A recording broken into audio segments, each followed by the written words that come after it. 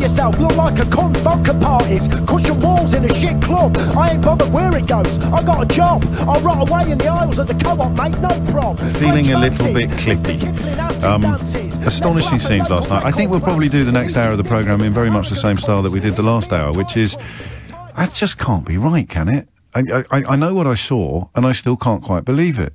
So yesterday, 20 fixed penalty notices were issued to people who were working in the heart of Downing Street, breaking the law by attending parties.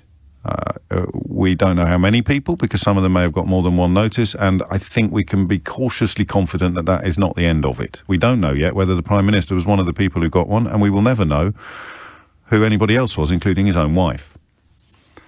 And this is unfolding as despicable characters like Jacob Rees-Mogg pretend that it doesn't matter, pretend that grieving coronavirus families want to move on, and that the story has somehow withered on the vine. Matt Hancock yesterday, a man who, of all the people that I have once been complimentary about and look back and wonder how the hell I could have been such a mug, I think Matt Hancock is the king. I really, well, you might come, well, no, because I was never really complimentary about Boris Johnson. Do you know what my trouble is, Keith? Too nice, mate. Just too nice. I'm too generous. Give people the benefit of the doubt, as you would attest. Always doing it. So Hancock yesterday. Well, let me show you Matt Hancock. Let me show you Matt Hancock in glorious Technicolor, except on the radio. So here is Matt Hancock speaking about the. Do you remember Professor Neil Ferguson? He was one of the government's advisors in the early days of coronavirus. And he was found to have breached the guidance, to have breached the law. I think, did he breach the law? He was certainly not prosecuted, was he? I don't think the police got involved. But he breached the guidance by going round to someone's house for a bit of how's your father, if memory serves. Matt Hancock was Secretary of State for Health at the time, and goodness me, did he have something to say about Professor Neil Ferguson's breaching of coronavirus rules. Professor Ferguson is a very, very eminent and impressive scientist. You wouldn't have fought to keep him? It's just not, that's just not possible in these circumstances. So he had to go. And Boris Johnson, if the idea found to have broke, that's me doing a jungle remix. You like it? Yeah, you're singing Wigga. And now here's Matt Hancock yesterday, 2 years later, talking about Boris Johnson. The idea that you should, that he should have to resign following something like this, that question has to take into account everything that's going on, like the war, and then there's the economic situation as well. I do get that, and but that will really upset people watching. The economic situation caused in large part, or certainly made immeasurably worse, by the Brexit that propelled Boris Johnson into Downing Street in the first place. I'll do that again, because you will remember that Neil Ferguson had to step down, despite the fact that I don't think any fixed penalty notices were issued. So, objectively speaking, his offence is smaller than attending a party during lockdown. Here's Matt Hancock on Neil Ferguson. Professor Ferguson is a very, very eminent and impressive scientist. You wouldn't have fought to keep him? It's just not, that's just not possible in these circumstances. Just not possible in his circumstances. He can't possibly keep his job as a very important and eminent scientist because he broke the rules. Meanwhile, a Prime Minister who made the rules. The idea that you should, that he should have to resign following something like this, that question has to take into account everything that's going on, like the war, and then there's the economic situation as well. I do get that, and but that will really upset people watching. Now, speaking of people watching being upset, last night, and I can't quite believe these words are about to come out of my mouth, they had a bloody party. They had a party. They threw a party. On the day that 20 fixed penalty notices were issued, they went to the Plaza Hotel down near Waterloo, which I can tell you is a very lavish scenario. How do I know that? Because that's where the Kebab Awards are held. I love a Kebab Awards, as you know. The last big shindig I went to was the Kebab Awards. Not the last one. I had to miss that. The one before that. It's at the same hotel. They had a party. And here is ITV's UK editor, the increasingly impressive Paul Brand, asking MPs what the hell they thought they were doing. Is this party going to help you forget all the others that happened in Downing Street? Well, we're going to have a lot of fun, I know that, and it's going to be a lot of fun. And, you know, it was great. We had a photo taken. It was absolutely super. That's Wiggy Fabricant. So you're having a jolly old time? Well, it's occasionally nice, once every 2 or 3 years, to get together. Mr Bridgen, yes. Is dinner and drinks going to buy your loyalty tonight? Andrew Irish Passport Bridgen? No, but the international security situation will. Mr Duncan Smith, are you ready to forgive and forget the parties in number 10? Well, I don't think it's got to do with the dinner. What are you hoping to hear from the PM? Good stuff, as he normally does. What in particular to try and repair morale after Partygate? Morale's pretty good, actually. Why? Ian Duncan Smith, is this a happy party? Off to another party, are we? Is this party going to help you forget all the other parties in number 10, Mr Mandel? It's not a party, it's colleagues getting together. There's wine, isn't there? And there's dinner. It sounds like a party. It's colleagues getting together for an opportunity to bond with colleagues that we haven't seen for 2 years. Right, thank you. There it is. That's what they think of you. You heard in the background there somebody shouting, "Off to another party, are we?" I can tell you that was a bereaved family member of a COVID victim, because they had gathered in anticipation of this party to make their feelings clear, and indeed they did so. This is the COVID-19 Bereaved Families for Justice UK group, and Fran Hall is one of their members who was there last night. In fact, Fran, I think you helped organise the protest last night. Can I ask why? Hi, James. Hey, I didn't actually help organise it. We were there anyway. It was the 1 year anniversary yesterday of the very first hearts being painted on the National COVID Memorial Wall. Yes. So for the Conservatives to organise their get-together, I think it was referred to, for a pretty good morale evening. On the wasn't a party though, Fran. Can we please be clear about that? Definitely not a party. When is a party not a party? When it's attended by Ian Duncan Smith, apparently. Or when it's referred to by a member of the government, apparently. Yes. But we were there anyway. We'd been there for a whole day of reflection and remembrance. There were hundreds of people who'd come from all across the country. And we'd taken a petition to Downing Street. So we were waiting to do a candlelit vigil, a walk along the wall, holding candles and looking at over 1,500 photographs of the faces of people who've died. And we heard that this was happening. Oh, my days. So it was completely spontaneous. We didn't want to take away from the opportunity to walk the wall with the candles, but we told the families that were there that this was happening, and it was just an instinctive response was, we will go and we will stand and we will be silent and make them look at us. And do you know what, James? They did not even look. I've seen footage of them walking past, so you and your... They walked past us with their eyes on the other side. They walked behind us. The Prime Minister, the Foreign Secretary, the Culture Secretary got out of their cars behind us and went in so they didn't have to walk past us. They couldn't even look at us. And the person you heard shouting was my dear friend, Michelle. And Michelle lost her mum, Violet, and we were being really dignified and really silent, but just the disdain and the arrogance of these people in their suits, smugly walking in for their very lavish supper, and not even giving us the courtesy of a nod of recognition or acknowledgement of why we were there. I should add, many of you were holding up photographs of your lost loved ones, and those that is part of the context of them deliberately looking the other way. Looking the other way. I was holding a photograph of the man that I loved, who died 3 weeks after we got married from COVID. And, I felt him with me there in spirit, but he would have been as angry as we all were. They're disgusting. I think Steve was one of the first hearts put on the wall, wasn't he? Well, he was the first heart that I put on the wall. The very first heart was put on by the founders of our group, Matt Fowler and Joe Goodman. They were the first ones to paint hearts. But there are over 186,000 hearts on that wall now, a year on. I do this for a living, and I'm sure people listening are sick and tired of my spluttering incredulity about the latest depths that have been reached by this government. But there's something about, even more now that I've spoken to you and seen the pictures that you are part of MPs willfully turning their heads away from you. But do you know what they're doing, Fran? They're pretending you're not there. I know, and that's why for us, that wall that they have to look at from their terraces when they're drinking with their guests, that wall is going to stay blood red because they have blood on their hands. Can you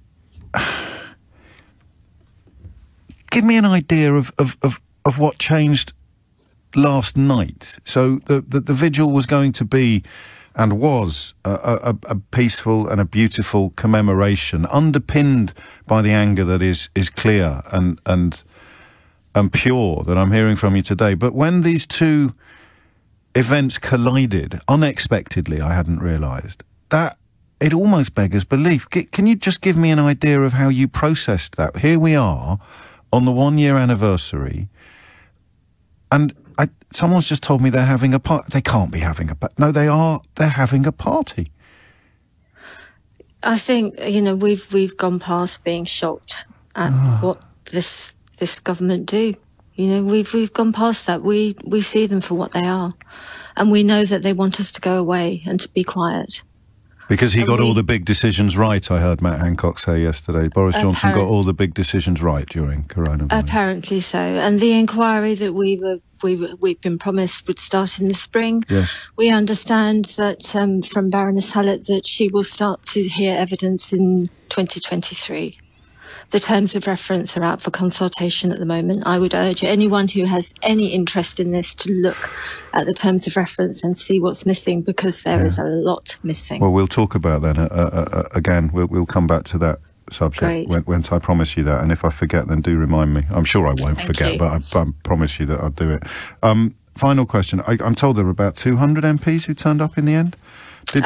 We lost count of them. They were streaming past us. Did anybody treat you with a modicum of respect?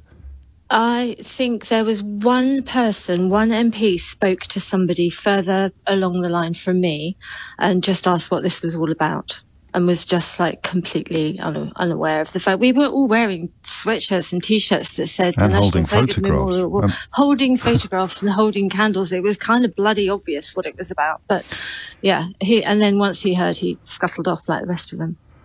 I think I'll play it again after I say goodbye to you, Fran, if that's all right with you. Of course. Fran Hall there, one of the people whose loved ones is commemorated on that COVID wall, her husband Steve. And their 1-year anniversary coincided or collided with a Conservative Party. And this is how the guests treated the bereaved. Is this party going to help you forget all the others that happened in Downing Street? Well, we're going to have a lot of fun, I know that, and it's going to be a lot of fun. And, it was great. We had a photo taken. It was absolutely super. So you're having a jolly old time? Well, it's occasionally nice, once every 2 or 3 years, to get together. Mr. Bridgen, is dinner and drinks going to buy your loyalty tonight? Andrew Bridgen. No, but the international security situation will. Mr. Duncan Smith, are you ready to forgive and forget the parties in number 10? Well, I don't think it's got to do with the dinner. What are you hoping to hear from the PM? Good stuff, as he normally does. What in particular to try and repair morale after Partygate? Morale's pretty good, actually. Why? Ian Duncan Smith, is this a happy party? Off to another party, are we? Is this party going to help you forget all the other parties in number 10, Mr. Mandel? It's not David a party, Mandel. it's colleagues getting together.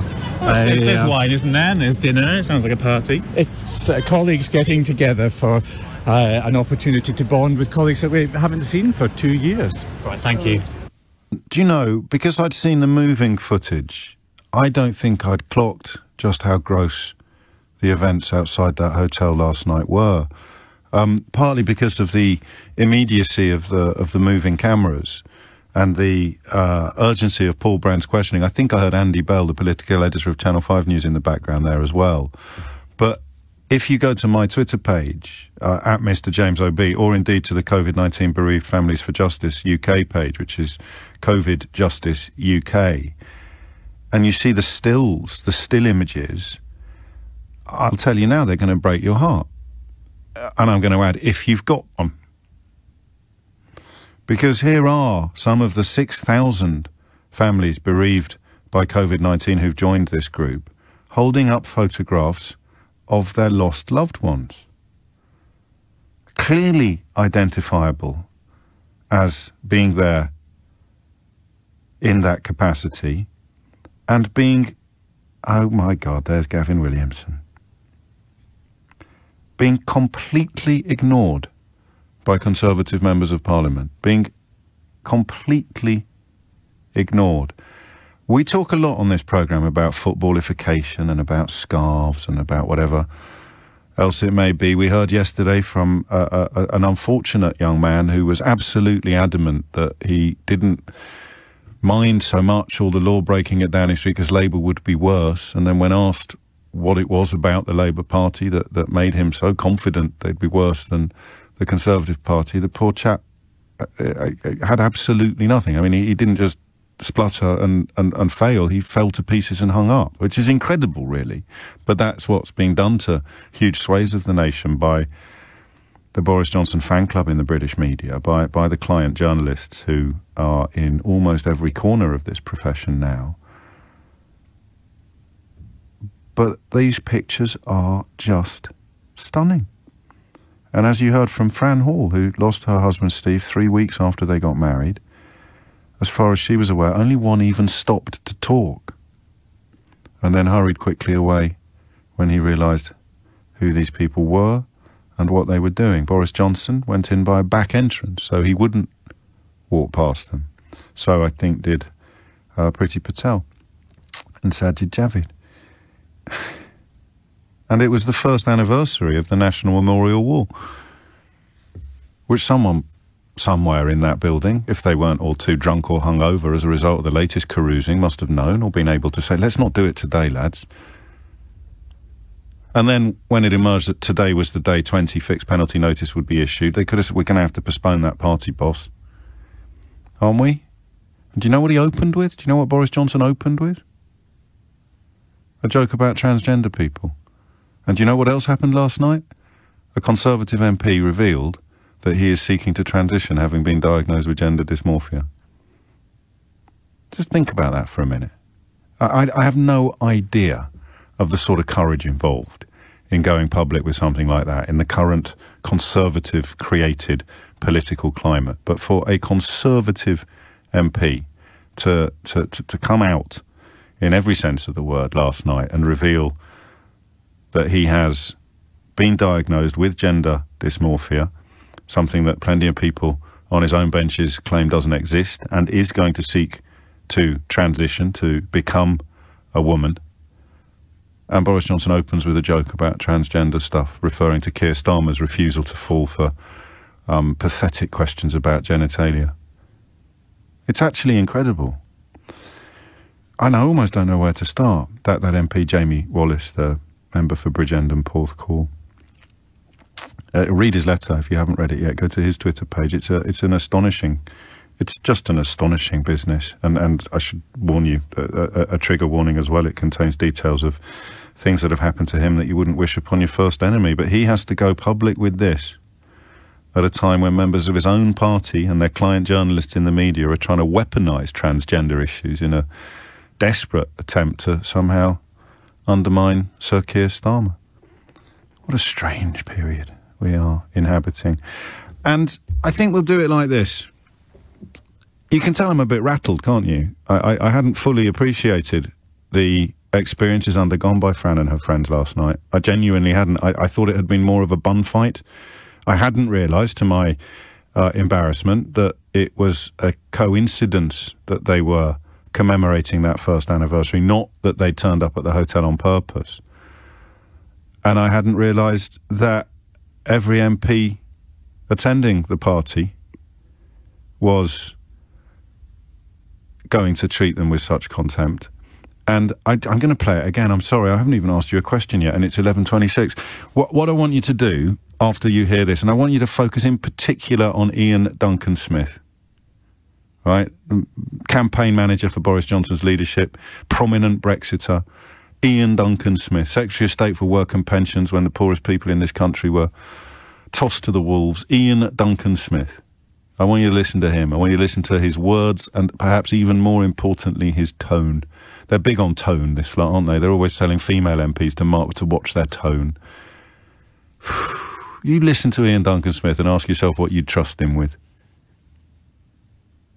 And then I want you to ring me and explain to me what happened last night. That's all. I want you to explain to me how that happened in our country in 2022. How the politicians who claim that they got all the big decisions right with regard to coronavirus can walk past grieving families and not even give them the time of day. I just want you to explain that to me, because I, right now, have not got a clue how that could happen. I cannot begin to conceive of what passes for a conscience in the minds of these men. Have another listen. Is this party going to help you forget all the others that happened in Downing Street? Well, we're going to have a lot of fun, I know that. Michael, and it's going to be a lot of fun. And, you know, it was great. We had a photo taken. It was absolutely super. So you're having a jolly old time? Well, it's occasionally nice, once every 2 or 3 years, to get together. Mr. Bridgen, yes. Is dinner and drinks going to buy your loyalty tonight? Andrew Bridgen. No, but the international security situation will. Mr. Duncan Smith, are you ready to forgive and forget Duncan the parties Smith. number 10? Well, I don't think it's got to do with the dinner. What are you hoping to hear from the PM? Good stuff, as he normally does. And what in particular to try and repair morale after Partygate? Morale's pretty good, actually. Why? Ian Duncan Smith, is this a happy party? Off to another party, are we?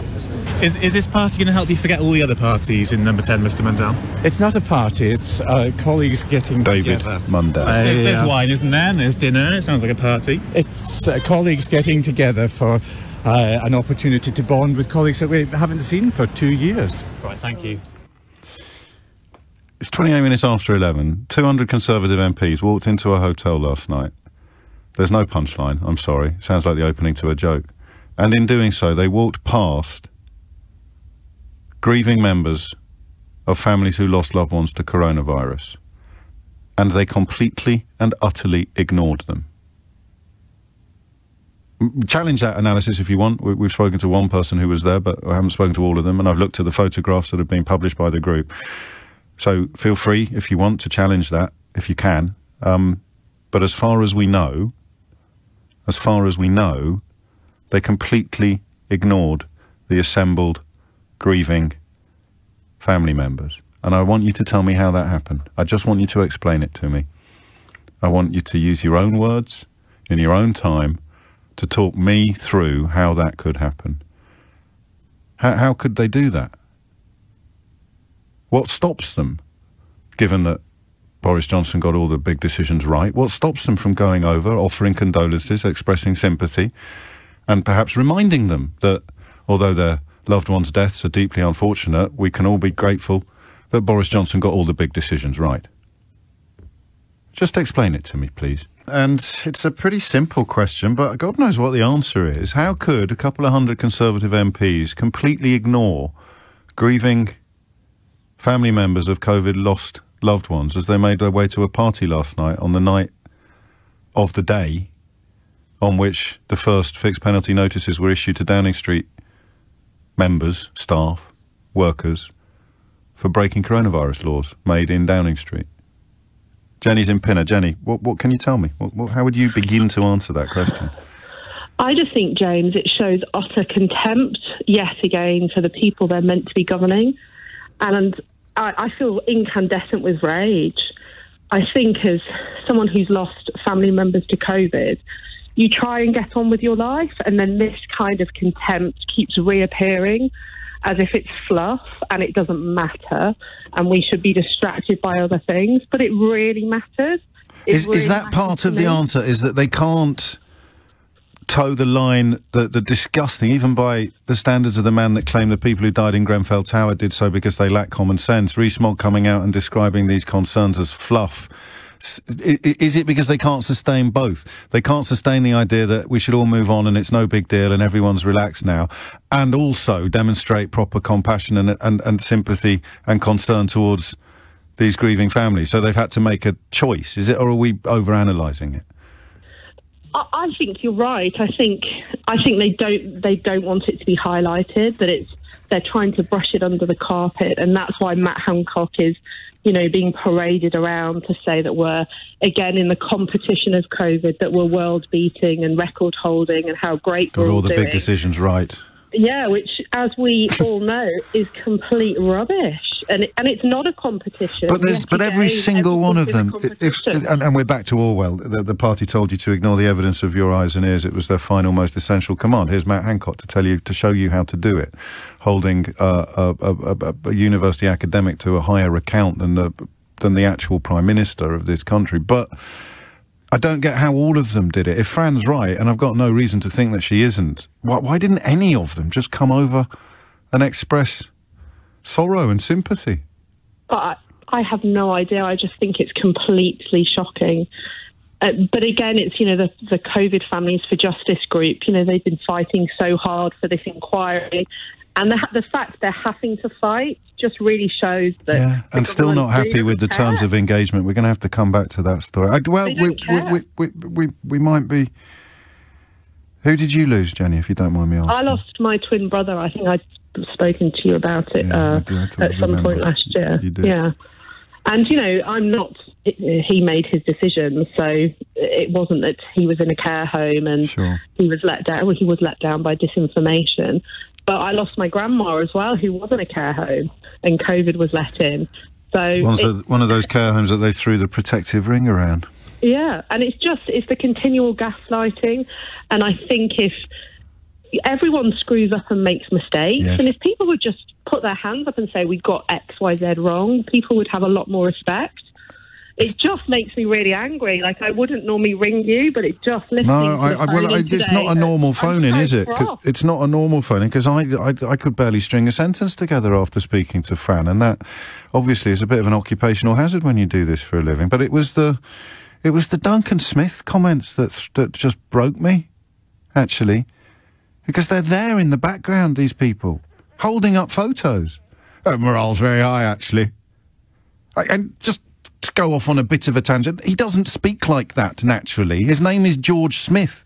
Ian Duncan Smith is an invention by somebody keen to curry favour in the Conservative Party. He invented his own name, just like he invented his own CV, which he got busted for when he became Conservative Party leader. Talk about gaslighting. He's the patron saint. His entire life is a facade. But he has that sense of entitlement. He's learned to talk the talk and walk the walk, and that involves walking past these people and pretending they're not there. That's the bit I genuinely don't get. Why couldn't they go across and say, oh my gosh, I'm so sorry? Is it simply because they would be asked, why are you going to a party tonight, mate? Why are you going to a party? Brenda's in St. Ives. Brenda, help me out here, will you? Oh, James, I'm absolutely disgusted, and I'm shaking with anger and feel physically sick. This government has been laughing at us right from the beginning of COVID. And the fact that I've got an expression that says, when government praises evil and punishes good, we are in serious trouble.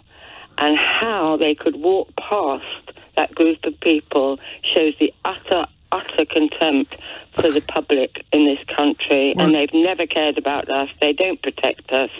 It is disgraceful. I literally feel physically sick. Yeah, I'm not surprised, but and you know how I operate now. I try and make it look not as bad as it initially appears to be. Is there no way we can come up with a kind of rationale as to why Gavin Williamson and Ian Duncan Smith, all of them, would just walk past? I mean, here it is. What would be a logical explanation for why that was a better choice than going to talk to people? Because I can't think of one. Because they just want to completely ignore it, that it never happened. They can't confront anything that's difficult. They just want to brush it under the carpet, and they have no heart, they have no empathy. This government's got to go. It is every day we're hearing something that makes you feel so angry, and people are getting angry. Well, you might They're think, really angry. Yes, that possibly some people are, but some people aren't. Some people are doubling down on their forelock tugging, and some members of the media continue to sort of run distraction for the Conservative Party and cheerlead for Boris Johnson, who didn't even have the courage to walk past these people. Well, maybe there were security issues. Maybe he had to go in the back door. But the ones that didn't, the ones that waltzed past this family on their way to a party. Another one of those Conservative Party parties that wasn't actually a party. It was a work gathering. You think they might have learned their lesson from the fact that 20 crimes were committed, we discovered yesterday. Last time they denied that parties were big, but no, they're still at it. I don't get it, actually. This is a big one for me. This is a big one for me. Because I don't know how you square that with even the vaguest scintilla of humanity. Andy's in Thetford. Andy, what have you got? First of all, I want to apologise. Okay. I voted for the Conservatives in the last general election. My wife works for the civil service. I don't want to say what she does because obviously it might put her at risk. Yes.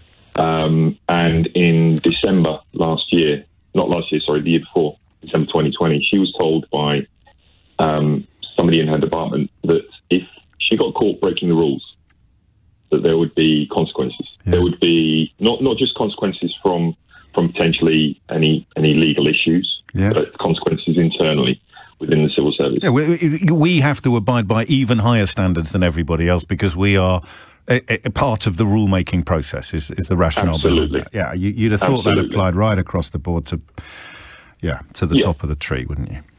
And when Boris turned around and said, go have Christmas with your family, I had to ring my dad up on the 23rd of December and say, who's in a wheelchair? He had a stroke in 2018. I had to ring him up and say, look, we can't risk it. We cannot risk it. If they suddenly change the rules and we come up, or if my wife gets busted, we're going to get hauled over the coals a lot more robustly than anybody in a different line of work might do. Absolutely. Yeah, I hear you. And to be fair, we've been lucky. We've not been touched by anybody that we know of who's died of COVID. So we've been very lucky. Yeah. But anyway, my point is... how could they do it, Andy? How can they walk past them like that? You know what it reminded me of? Go on. It reminded me of Game of Thrones. It reminded me of that scene where Cersei is walking up to the church and there's a bell walking in front of her shouting, shame. Yeah. And that's the word I keep coming back to. Shame. It's shame. It was almost like they had their heads down, eyes forward, walking straight, not acknowledging anybody. The only thing that was missing was lettuces and tomatoes being thrown. And they can't wait to get into the room where they can start re-sustaining the delusion, where they can start gaslighting each other almost, having that cultish sense of, oh, we got all the big decisions right, there's nothing to worry about, no one cares about parties. So they just had to get their heads down, walk that corridor of shame, and then start living the lies again when they got... on the back. Yeah, that's it, isn't it? And I think it comes down to, I'm not a psychologist, I don't pretend to be, but there's two concepts that come to mind. One is the Messiah complex, and the other is the superiority complex. The Messiah complex that Boris has for himself, the fact that he is the saviour of the people have elected me to get us out of the EU, get Brexit done, to save the population from COVID, you know, hands, face, space, all this stuff. The fact that he got the big decision. I don't care whoever was in power would have got the big decisions right. It doesn't matter who it was. But the fact that Boris is now rubbing it in people's faces and saying, look at me, look at me, look at me, not, I am sorry for your loss. I am sorry for your loss. I am sorry for your loss. Yeah, I mean, that's just psychopathic, isn't it? And it's again, I'm not qualified to dish out diagnoses, but in my normal life, I can't imagine. And has he infected everybody, or do you have to be a bit like that in the first place to do that? Are there other people there who today, if they're listening to this programme, they'll be thinking, God, it is like a cult, because I'm in it, and I walk past those people, and that's not me, that's not who I am. But what have I become? To stay loyal. What have I become? Yes. What do I need to do to stay on his right side? What do I need to do not to be thrown under the bus? And how many of them will be in church on Sunday? How many will be in that booth confessing their sins? Confessing their sins. Andy, thank you, mate. There's no need for apologies. Certainly no need for apologies. That election in 2019 was a definition of Hobson's choice. And of course, still, there are people convinced that those of us who predicted what would happen in the event of the Labour Party putting up a leader who had more chance of spontaneously combusting than he did of winning a general election, insist on denying any responsibility or taking any blame for what was so ploddingly and easily predicted by so many of us. Here's one called Brendan, who goes, listening to the weeping and gnashing of teeth from Mr. James O'B about this Tory government is just a peach. We knew who these people were. You did too. You got what you wanted. You are to melt. And there is a masterclass in why Jeremy Corbyn's supporters bear more responsibility than even Jeremy Corbyn for what has happened to British politics since he went into that last general election as leader of the Labour Party. Don't hold your breath if you're waiting for them to admit it, though. They're as likely to admit it as those Conservative MPs were to wander over to grieving families and offer a single simple word of condolence. I know that they listen to this programme in all corners of Westminster. You can tell that the government listen by the number of times they complain about it, or indeed, in the case of Nadine Dorries, trying to get me sacked. Freedom of speech, though, a big part of the current Conservative Party's principles and priorities list. Freedom of speech, except for James, who should be fired immediately, according to the Secretary of State for Culture, Media and Sport, who has also libelled me, I think, in select committees. But unfortunately, it turns out she's covered by parliamentary privilege there, so lies go unpunished. And speaking of offences going unpunished, how could 200 MPs, including inevitably Nadine Dorries, actually, we should have given her a mention, front and centre, walk past grieving families? She used to be a nurse, you know. Walk past grieving families on their way to a party and not even stop and acknowledge their existence. I genuinely don't understand, but there must be a simple answer to the question, and perhaps it is as simple as Andy in Thetford suggested with his rather poetic Game of Thrones reference, and the answer is simply shame. They cannot sustain the lies of got all the big decisions right, people aren't interested in Partygate, they want to move on now. You can't sustain those lies, those self-deluding lies, by acknowledging the existence of those people outside the hotel last night where they were going for a party. So they just had to pretend they weren't there. And if you see those photographs, you will share my shock today at what passed for humanity in the eyes of our government. Adam's in Haverhill. Adam, what would you like to say? Hi, James.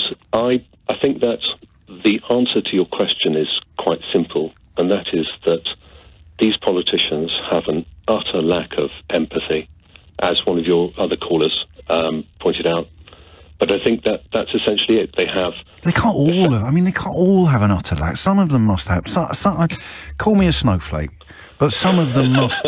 Some of them must be thinking today, I don't know quite what happened last night. I got caught up in something really ugly, and I'm deeply ashamed of what happened. But I should have just said hello to those people. No? I wish I could share that view, but I just don't. I see nothing of this government's behaviour which indicates that they have empathy at all. And, you know, when you think about Rishi Sunak's spring statement, it seems quite clear that they are deliberately trying to lay the ground for an humanitarian crisis. And that is. Well, you mean they're not trying to cause one? Well, I mean, how can they? They might be stumbling into one because their ideology blinds them to reality, but they're not. I think to a certain extent you're right. Yes, and I think ideology, ideology does make fools of people. Clearly, it does. And it may well be that ideology, in the sense that, perhaps a lot of these people have effectively become radicalised by this ideology, and, for that reason, just cannot see what's in front of their eyes. They just cannot see anything at all. So they can walk past the COVID bereaved, and really it doesn't really make any impact on them. I don't think they feel shame, because if there was any degree of them that felt shame, they just wouldn't be there, or they would sneak round the back like Boris Johnson did. I guess so. I mean, it is. So we're not going to get a neat answer, are we? We're not going to get an answer that is comforting in some way, because no, I don't think so. What about the simple logistics of it? No, because they're walking in. They're all walking in. Yeah. They can see the signs. They can see the pictures. Yeah, absolutely. And to some of them, it's a badge of honour. I mean, they have, as another of your callers mentioned, that there is a significant level of, or just utter contempt, because in their minds, so much of the British public have effectively been othered, even those who voted for them. And why do they go into politics then, if they hold the people in such... Is it just vanity? I think they Rees-Mogg thinks people who died in Grenfell Tower did so because they lacked common sense. He thinks people who care about the parties are indulging in fluff. Why does he want to be a politician? I think it's about the status. Yeah, self-regard. And I think after the status comes the monetising of the status. Yeah. And in the process of taking on board the values that they do, I think that they have to lose or discard whatever there is of their humanity in order to take on board these values, to reach a kind of, in their view, a kind of promised land where all their dreams are fulfilled, however limited and destructive they may be. We can't do this every day, can we? Marvelling, it feels like we do sometimes, just trying to work out the psychology of people that perhaps we will never, ever understand, because you can't have empathy for the completely empathy-free, I guess, is perhaps our curse, is you're trying to apply our emotional palette to people who seem to lack one. But I still refuse to believe that every single one who went there would be as bereft of compassion and empathy as many of you are suggesting to me. But as ever, I'm probably wrong. If just one of them had stopped, says Gary, it might have prompted more to do so. Well, France said one did, briefly, try to sort of establish what they were doing there. But you'd think holding up pictures and posters would have been a fairly reliable clue. 11:56 is the time. Maybe they were just hurrying because they didn't want to miss Boris Johnson's transphobic joke at the top of the speech that he made on the day that one of his own MPs revealed that he's transitioning. Andy's in Chipping Campden. Andy, what would you like to say? Hi, good morning, James. I sympathise with everyone who's rung in this morning. I think I had some amazing callers. I think where you're saying that perhaps one or two of the MPs might have some sort of sympathy, I don't think they do. I think Johnson, however he got to where he is now... But they're holding up pictures of their dead husbands. I know, but Johnson is this moral vacuum. It's almost like he's got this law of attraction, and all these people who are similar to him have been attracted and promoted and put into power. So everything he is, he's attracted the same sort of people. They're not going to have empathy. They're not going to have morals. I can't. It's so bleak, that reading, man. I can't share it. I don't want to share it. I don't want to believe that. Oh, God, I just looked up and Andrea Leadsom's on my telly, which rather supports your position, I think. I don't want to believe this, and I believe this country is better than this, but when he's attracted so many of these sycophants, these evil people who can walk past people who are bereaved, but I think he's attracted them, and he's built his cult around him. And what can we do? We can only. But some of them seemed all right a couple of years ago, or 5 years ago. Did they get rid of all the ones that seemed all right in 2019? Make of this what you will. There's a host on Russian state television called Evgeny Popov, and he has said overnight that it's time for the Russian people to call on Americans to change, and I quote, the regime in the US, and I quote again, and to again help our partner Trump to become president. The times I've sat here and wondered whether...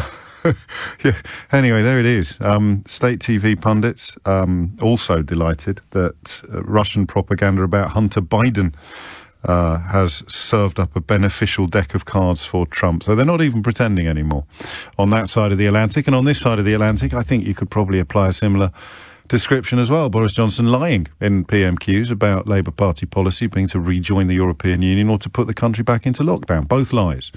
And, of course, the claim that he has broken the ministerial code by knowingly misleading the House can only now really be defended by returning to the territory he explored before Christmas, which involves claiming that he went to a party without realising it was a party. And speaking of people that went to a party without realising it was a party, I'm going to play you this again. I'm going to probably play it to you many, many times in the coming weeks. I don't know. This is the clip from ITV News last night as Conservative MPs turned up for a party. A party that, according to at least one of them, wasn't actually a party. Is this party going to help you forget all the others that happened in Downing Street? Well, we're going to have a lot of fun, I know that, and it's going to be a lot of fun. And, you know, it was great. We had a photo taken. It was absolutely super. So you're having a jolly old time? Well, it's occasionally nice, once every 2 or 3 years, to get together. Mr. Bridgen, yes. Is dinner and drinks going to buy your loyalty tonight? No, but the international security situation will. Mr. Duncan Smith, are you ready to forgive and forget the parties in number 10? Well, I don't think it's got to do with the dinner. What are you hoping to hear from the PM? Good stuff, as he normally does. What in particular to try and repair morale after Partygate? Morale's pretty good, actually. Why? Ian Duncan Smith, is this a happy party? Off to another party, are we? Is this party going to help you forget all the other parties in number 10, Mr. Mandel? It's not a party, it's colleagues getting together.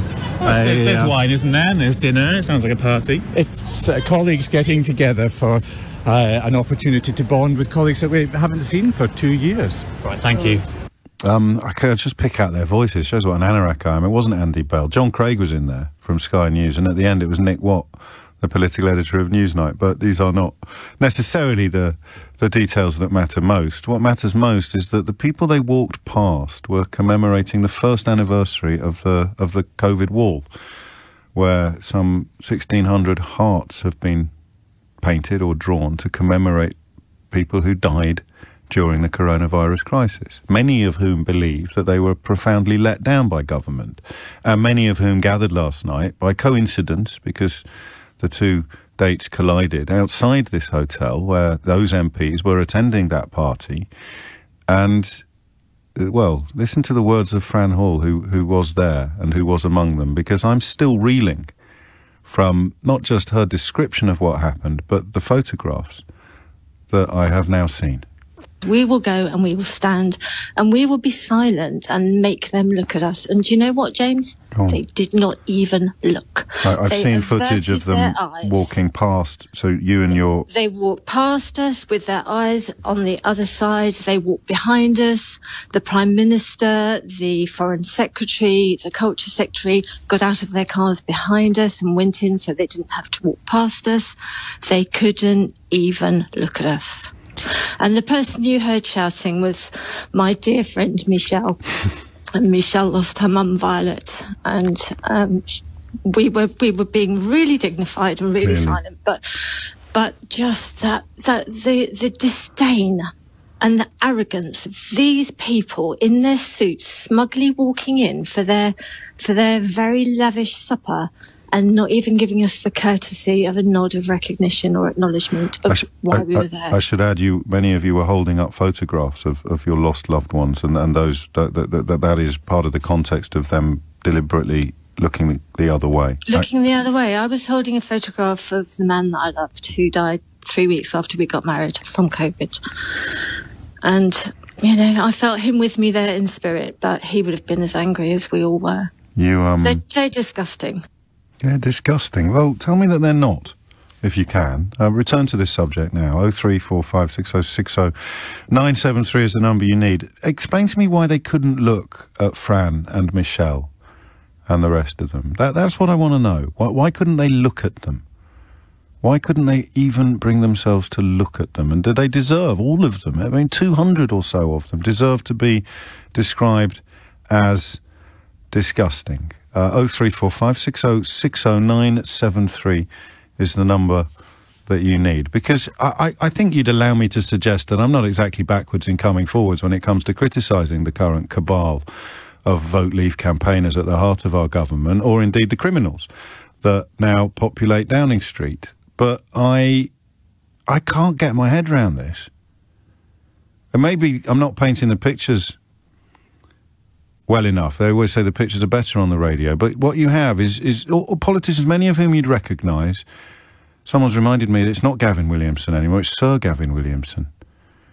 And that was the sound of irony dying. Duncan Smith, you heard there. Do you know what Fabricant has said? The first MP you heard there talking about why they deserve some fun. He's criticised the Daily Mirror for claiming that the dinner that they all enjoyed at that party was washed down by fine wines, by pointing out that they just had House Merlot and House Sauvignon Blanc. I mean, I can't run out of words. My career depends upon it. But you go to a party on the day that 20 fixed penalty notices have been issued. You walk past and don't even make eye contact with grieving, bereaved family members of coronavirus victims standing outside the hotel, in many cases holding photographs of their loved ones, their dead loved ones. You don't even acknowledge their existence, according to everyone we've heard from who was there. And then, if you're Michael Fabricant, the MP for Lichfield, you think that you are being clever or funny or pertinent or relevant by contradicting the Daily Mirror's descriptions of the wine that you drank by pointing out that it was merely house wine, which at a hotel like that, I haven't checked, 30 quid a bottle, I would suggest. God, it was only 30 quid a bottle, that wine. I don't get it anymore. I was struggling enough, and I know Fabricant's not a normal human being, and I'm not just referring to his barnet. Anyway, you have a crack at explaining to me, why wouldn't they make eye contact, okay? 0345 6060 973 is the number that you need. That's what I want to know. Why wouldn't they even make eye contact? Anthony's in Borehamwood. Anthony, I got a sense I could ask this question for 100 years and never be satisfied with the answer, but you can't blame me for trying. Well, I have to be honest. I think one of your usual sayings comes into play here, and it's the proverbial mirror. Oh. You know, when as an MP, knowing or going through everything that's been happening, I don't think I could look at people knowing that we probably haven't done our best. I'm not sure I could look in the mirror and go, yeah, we've done everything that we could do. And one of your callers earlier said it's about shame, and I think both come into play. It's shame that they know they haven't done their best, but they're just going along with it. And then the reflection back at themselves isn't a pretty sight. So you can do it in the House of Commons, in the dogfight of PMQs.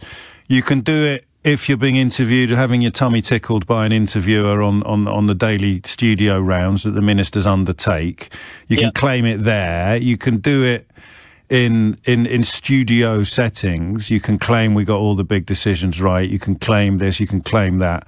But because you know in your bones it's not true, you can't take that message to the grieving families outside the hotel in which you're about to have a knees up.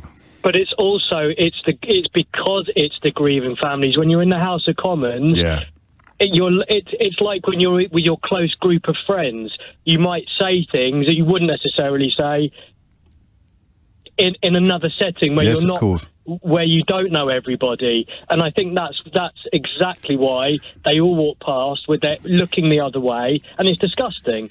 It is absolutely disgusting, and I think. It just is, isn't it? I mean, this isn't one of those days where we're going to get a call from some poor soul tugging his forelock so hard his eyes have popped out, who's going to try to defend it. This is just disgusting.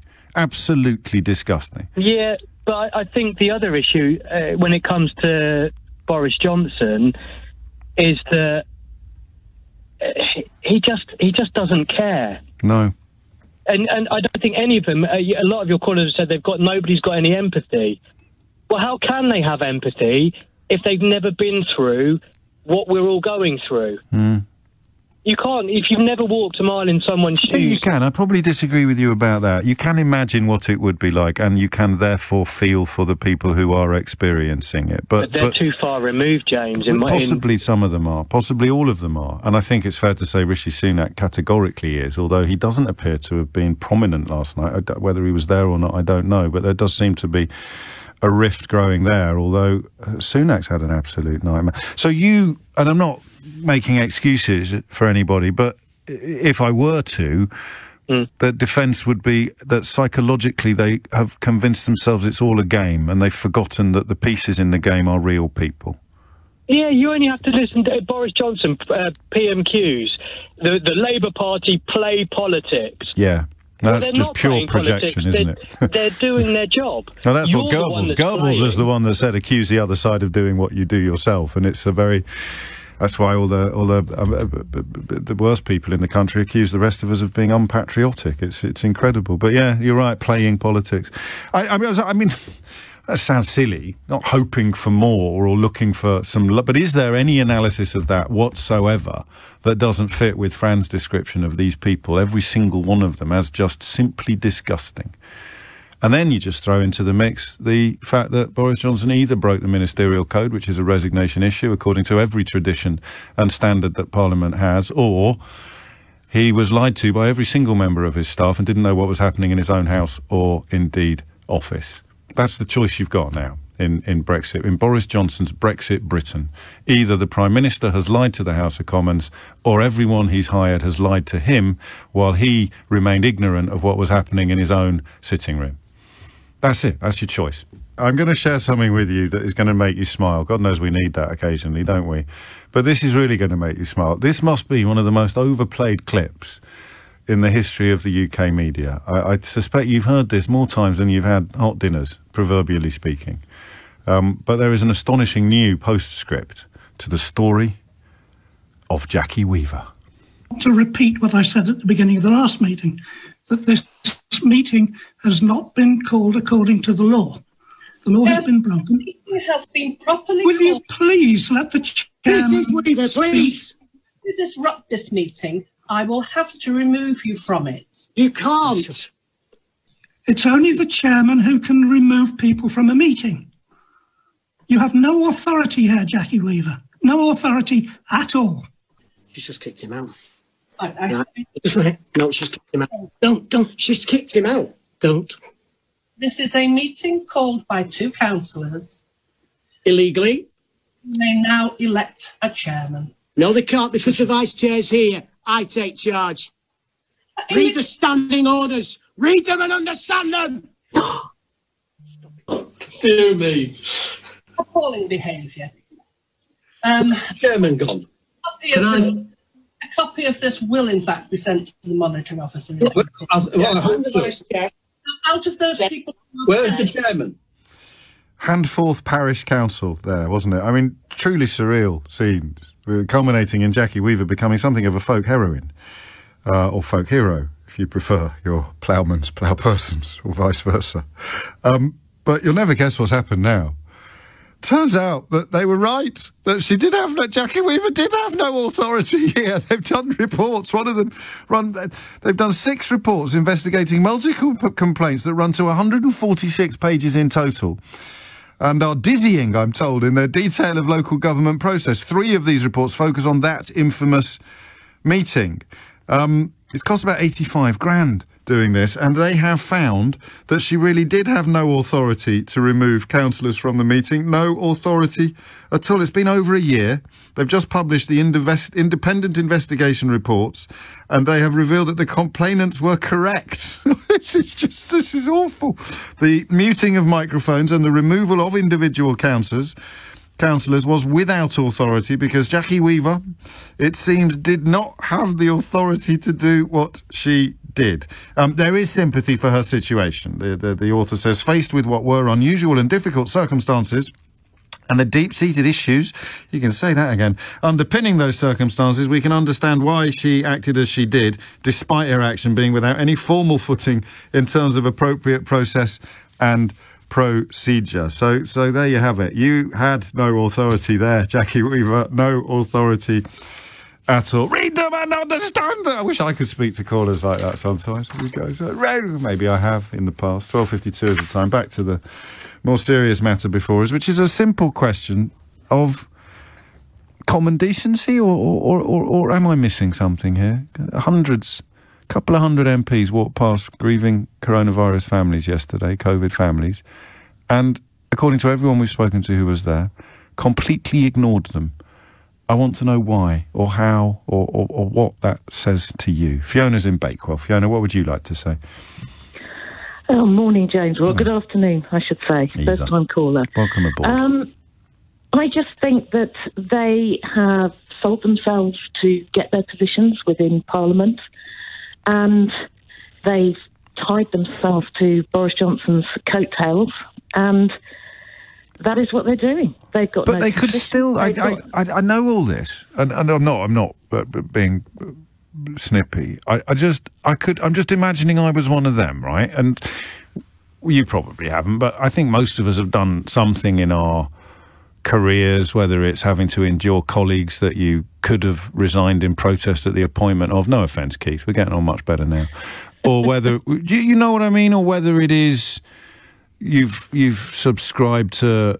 You've held your nose and gone along with something out of self-interest. I think almost everybody has been there on various levels. So I'm imagining that I joined the Conservative Party as a Rory Stewart type of MP. I didn't have the guts to walk away like he did when Johnson was made leader. I need the money. I need the job. I'm going to the party. I hate myself, but I'm going to go and say hello to those people, or I'm at least going to meet their eye. Do you see what I mean? I can conjure up all manner. I see exactly what you mean, and I understand that. But maybe it just shows the level to which they have sunk in their wishing to remain in power. That they can't look people in the eye. You know, when we can't look people in the eye, we know, don't we? We know what we're doing. Yeah, I guess so. So it's themselves they can't look in the eye, really. Not the people holding the pictures are actually holding up mirrors. You know, maybe they just can't find the words to actually say that, because really they've got to say sorry, haven't they? And they're not sorry. That's it, isn't it? They'd have to go over and they'd have to either say, I'm terribly sorry about the inevitable and unavoidable death of your dad, or they'd have to say, I'm sorry, we didn't throw a protective ring around care homes. We didn't get all the big decisions right. We didn't lead the world in coming out of coronavirus. We didn't do this, that, or that. And it's a stark choice. It is, and it means that you have to admit that you were wrong.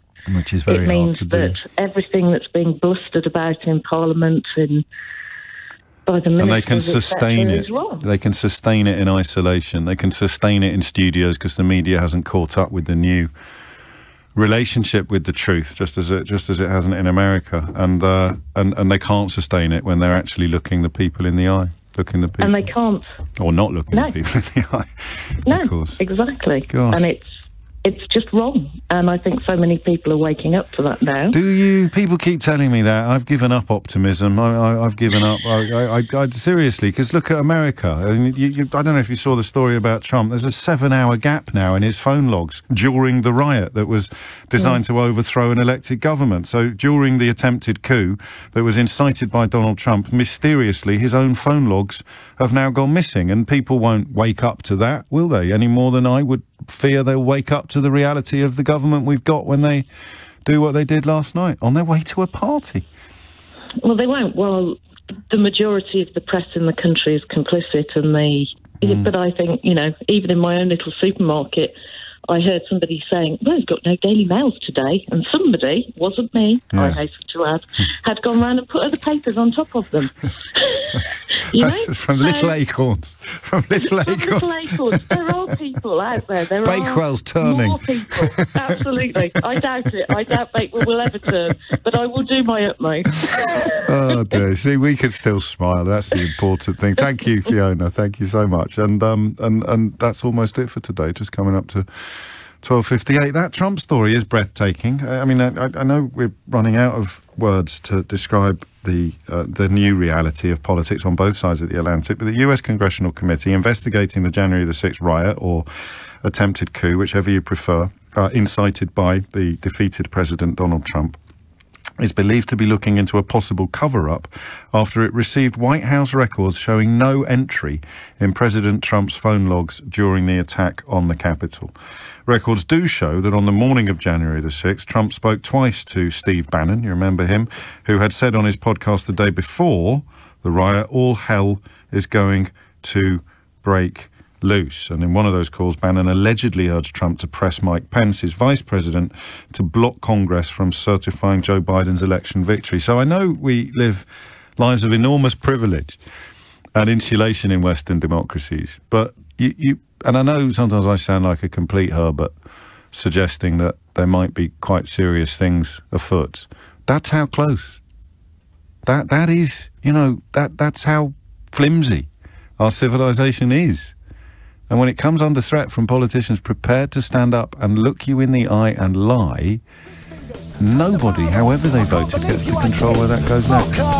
Johnny Fokker! Johnny Fokker! Johnny Fokker! Mr. Johnny Fokker!